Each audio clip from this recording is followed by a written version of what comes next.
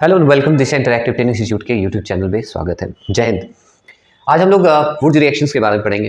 Would reaction is one of the important topic होता है और ये बेस्ट मेथड होता है हेलो एल्केन्स को एल्केन हायर एल्केन में कन्वर्ट करने के लिए। वुड रिएक्शन होता क्या है? वुड रिएक्शन होता है treatment of alkyl halide with sodium in the presence of dry ether to form higher alkane. अगर मान लें कि number of carbon atom parent alkyl halide में n है और जो कंपाउंड रिजल्टिंग कंपाउंड बनता है उसमें number of carbon atom just double हो जाता है, यानी कि अगर number of carbon atom parent alkyl halide में n है तो हायर जो एल्केन ऑप्टेन होगा उसमें 2n कार्बन एटम होगा। जैसे यहाँ पे हम देख सकते हैं इस मेथड का यूज हम लोग करते हैं सिमेट्रिकल एल्केन को ऑप्टेन करने के लिए। जैसे अगर CH3Cl है प्लस 2Na प्लस CH3Cl तो हमको क्या बनता है? इथेन बनता है। यानी कि यहाँ पे नंबर ऑफ कार्बन एटम 1 है और यहाँ पे कार्बन एटम 2 हो जाएगा। इसी तरीके से यहाँ पे अगर हम कार्बन एटम को काउंट करें तो यहाँ पे 3 कार्बन एटम और यहाँ पे कार्बन एटम की संख्या 6 हो गई। तो अगर number of carbon atom alkyl में n है तो जो कार्बन एटम एल्केन में होगा वो 2n होगा। माइनस चार्ज कैरी करेगा और ये बना देगा CH3 प्लस और Cl माइनस।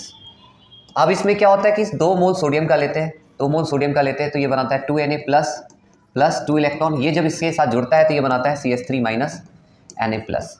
अब ये कार्बन आयन की तरह बिहेव करता है। कार्बन आयन उसको कहते हैं जिसमें नेगेटिव चार्ज होता है कार्बन एटम पे, ठीक है।